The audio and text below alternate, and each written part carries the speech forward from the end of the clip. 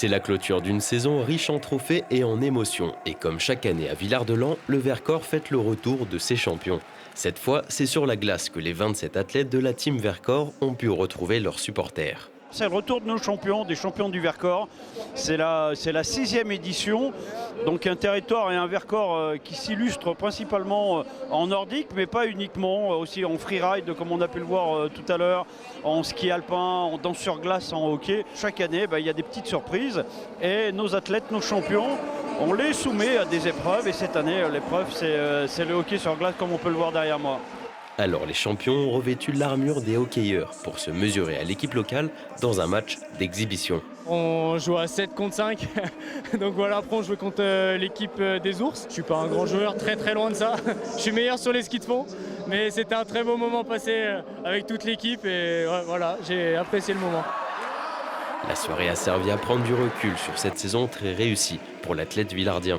En Coupe du Monde, j'ai réalisé un top 25, une 25e place. Et après, j'ai participé au championnat du monde de moins de 23 ans à Planica en Slovénie. Et j'ai été titré champion du monde de moins de 23. Et là, j'ai été sacré champion de France de longue distance. La soirée givrée a été co-animée par Philippe Candeloro qui a enflammé la glace. Je viens m'intercaler entre chaque présentation et évidemment présenter les patineurs de danse sur glace, puisque ici à Villard-de-Lans, c'est le fer de lance justement de la danse française sur glace.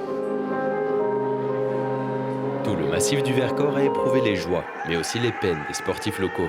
L'occasion donc pour les fans de prendre des nouvelles, des athlètes qui ont eu des difficultés cette saison. Et effectivement, c'est une saison qui a été délicate. Je ne comprenais pas trop ce qui se passait. Et puis en fait, on a découvert, grâce à des analyses sanguines, que j'étais atteinte de la mononucléose. Donc c'est pas très grave, mais c'est juste quand on est sportif de haut niveau, c'est embêtant.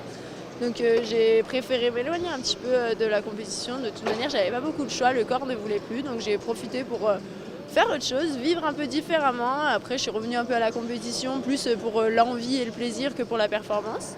La soirée s'est achevée avec une séance de dédicace pour le millier de supporters présents venus célébrer avec les athlètes la fin de la saison.